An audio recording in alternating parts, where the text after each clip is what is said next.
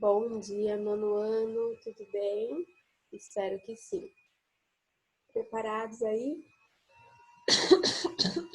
Terceiro bimestre? Então, bora lá. A partir de hoje, as atividades que foram dadas, tá? Vão ter peso avaliativo aí no terceiro bimestre. Segundo bimestre, nós já encerramos. Então, vamos lá, matéria nova. Tá lá na página 140. Acompanhe comigo aí no seu livro. E bora começar. Então, vamos lá.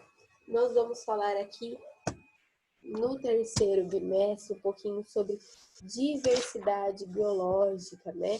A diferença, né? Sobre a biologia, sobre o corpo, sobre o indivíduo, né? Sobre a forma de vida que esse indivíduo leva no planeta, as variações que esse indivíduo tem. E quando se fala em diversidade biológica, se fala então de diversidade genética, né? Nós sabemos aí que a diversidade genética é um fator fundamental aí para a sobrevivência das espécies, né? O mecanismo evolutivo, matéria que nós estudamos aí no segundo bimestre, né? A mutação genética aí, o se adaptar, né? Aquele que se adapta, né? Que consegue se adaptar melhor, aquele que consegue se adaptar melhor àquele ambiente, pode vir ter mais chance de sobrevivência. Não significa que o mais forte vai sobreviver, mas sim aquele que se adaptar primeiro, né? Aquele que conseguir ali sobreviver naquele ambiente que está sendo oferecido. Então, diversidade genética é isso. É o indivíduo passar por mutações, né? Se adaptar a essas mutações, um mecanismo aí de evolução. E dentro da diversidade biológica, nós também vamos falar sobre diversidade de espécies, né? A diferença que uma espécie pode ter uma da outra. Então, quando se fala aqui, vamos dar um exemplo das aves, né? Nós temos aves de diferentes comportamentos, né? Se você quiser comparar aí um tucano com um pinguim, o comportamento deles é diferente, né? A diversidade da espécie é diferente. Então, nós temos muitas espécies de aves, porém, cada um aí dentro do seu habitat, cada um dentro do seu ambiente, se adaptando naquelas condições de vida, vivendo naquelas condições de vida. Por exemplo, você pegar um pinguim e colocar ele lá no meio da floresta amazônica, que não vai dar certo, né? É a mesma coisa você pegar um tucano e colocar lá no frio, né? No habitat aí do pinguim. Então, se fala sobre a diversidade genética, sobre a diversidade das espécies. E nós temos várias e cada um se adaptou aí conforme o seu habitat. E nós falamos também, dentro de diversidade biológica, sobre diversidade de comunidade e ecossistema, né? Então, quando eu falo sobre diversidade aí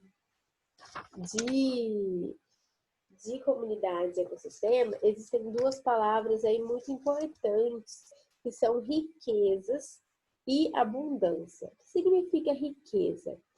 É o número de espécies que eu vou encontrar naquela região, né? Naquele local, naquele habitat. Quantas espécies eu vou encontrar ali? Vamos dar um exemplo aqui do tucano. Naquele habitat ali, naquele ambiente, eu vou encontrar um número de espécies X de tucanos. Então, é a riqueza, significa que aquele habitat, aquela terra é rica nas espécies de tucanos. E o que é abundância? O que é o tamanho da população? Tá, eu tenho uma espécie, mas quantas populações daquela espécie eu vou ter naquela região? Porque não adianta ter só uma espécie. Uma espécie de tucano, vou dar um exemplo, uma espécie de tucano amarelo, uma espécie de tucano vermelho, uma espécie de tucano verde. Uma espécie só, um indivíduo, não muda nada. Logo, esse indivíduo é perigoso entrar em extinção. Mas eu estou querendo dizer o quê? Quando eu falo sobre diversidade de comunidades e ecossistemas, qual é a riqueza? Qual o número de espécies? Ah, é X, tá. Quantas populações eu tenho daquela espécie naquele local? Então, é você estudar, né, aquela região, você estudar a espécie, a população daquela espécie, né? Várias populações ali vai formar uma comunidade, né? Várias comunidades vão formar ali um ecossistema ali. Então é você estudar essa região toda, não esquecendo dessas duas palavrinhas, riqueza e abundância. E quando se fala aí, né, ainda em diversidade biológica, se fala sobre os aspectos evolutivos e ambientais que o indivíduo, né, a natureza, teve. E a primeira aí que nós vamos falar é sobre homologia dos órgãos. O que significa homologia dos órgãos, né? Quando eu falo sobre homologia dos órgãos, eu estou querendo dizer para você o seguinte. Um exemplo, o meu braço serve para eu falar, gesticular, eu pegar um copo de água e tomar, serve para eu poder comer, serve para eu poder fazer algum esporte. Mas o meu braço tem o mesmo objetivo para a pata de um cavalo, para a asa de um morcego, para a nadadeira de uma baleia. Então, quando se fala aí em homologia, entende-se que a semelhança entre as estruturas, né, de diferentes organismos podem ter aí finalidades diferentes, né? Então, quando se fala aí, né, vamos dar um exemplo como eu acabei de falar, né? Não tem a mesma função o meu braço e a pata do cavalo, a asa do morcego, né, a nadadeira ali da baleia, mas representa tipo o braço, né? Meu braço seria as patas do cachorro, né? A asa, né? Vamos dizer assim, a asa do pássaro seria representada como se fosse meu braço, a nadadeira da baleia também, mas tem a função? Não, né? Não tem a mesma função. Então, homologia dos órgãos é você ver que os órgãos eles foram se adaptando conforme a sua necessidade, conforme o que você precisa, né? Não significa que todo mundo que tem braço vai ter que sair voando. Não significa que todo mundo que tem braço tem que sair nadando igual a baleia, né? Porque tem funções aí diferentes, tá? Depois se fala aí sobre a analogia dos órgãos, né? Se fala aí sobre estudar as semelhanças morfológicas dessas estruturas, né? A função da adaptação e execução dessa mesma função, embora as origens, né, embrionárias sejam distintas. Então se fala aí, né? A asa da ave, né? Com a asa do inseto. São estruturas aí totalmente diferentes, né? Quando se fala sobre a asa da ave, nós podemos ver ali, né, que a ave ela tem ali a estrutura óssea, né, que faz a sustentação, já é diferente, né, da asa do inseto. Se você acompanhar comigo na página 144, é possível perceber, né, que essas estruturas são diferentes, porém elas vão executar a mesma função, né? Tem funções, tem parte física, né, diferente, mas com funções semelhantes, né? Então, a mesma coisa ali, a gente observar aqui embaixo, né, o corpo aí, né, dos animais. Eu tenho aqui mamíferos, né, tenho répteis, tenho peixes, e a semelhança deles são parecidas, né? Se eu for olhar por esse sentido, ambos aí vivem na água, né?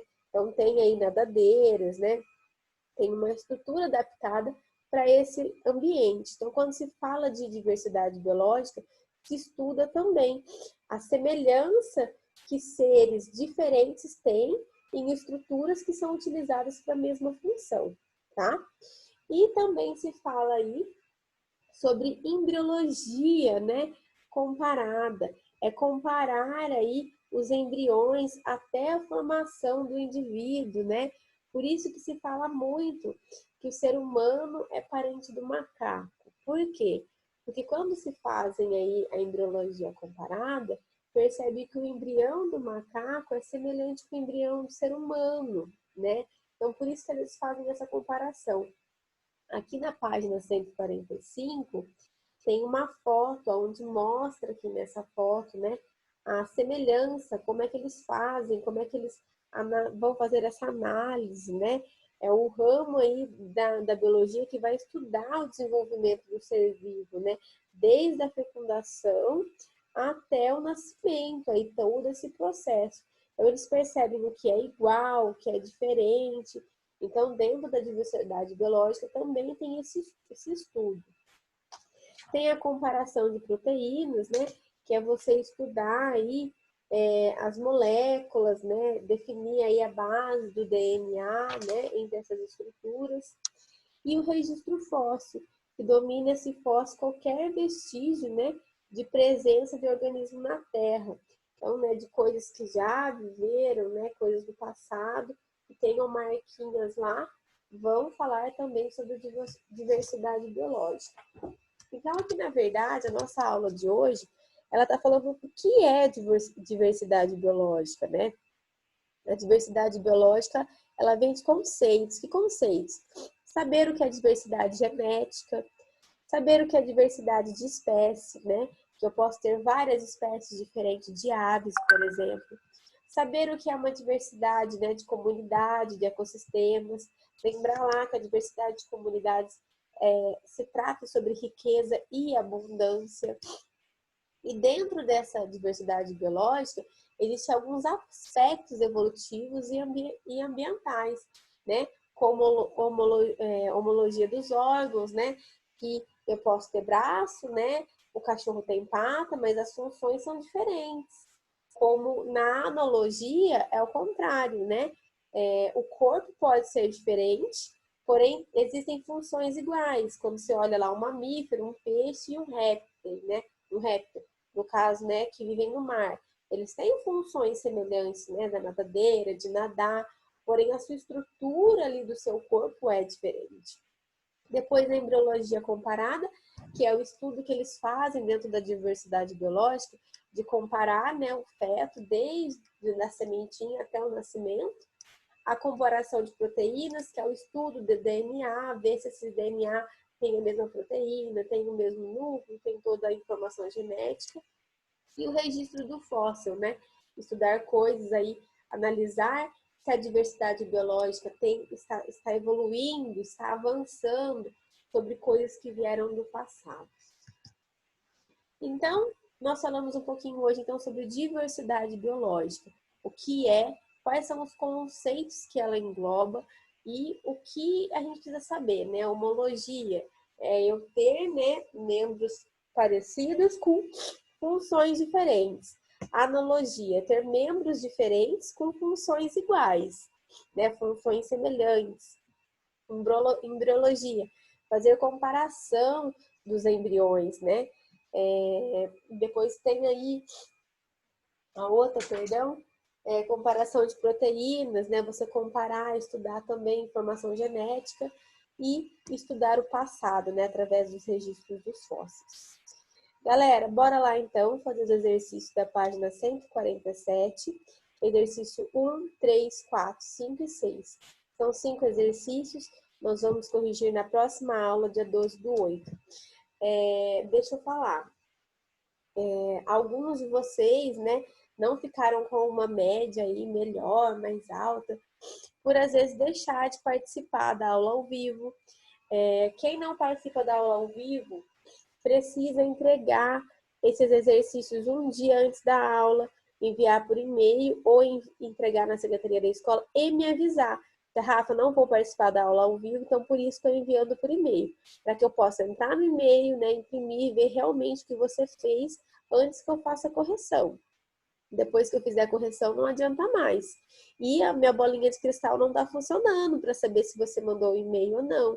Então, como a maioria das atividades eu faço correção ao vivo, eu não estou impedindo muito para que vocês enviem atividade por e-mail. Então, vocês precisam me avisar.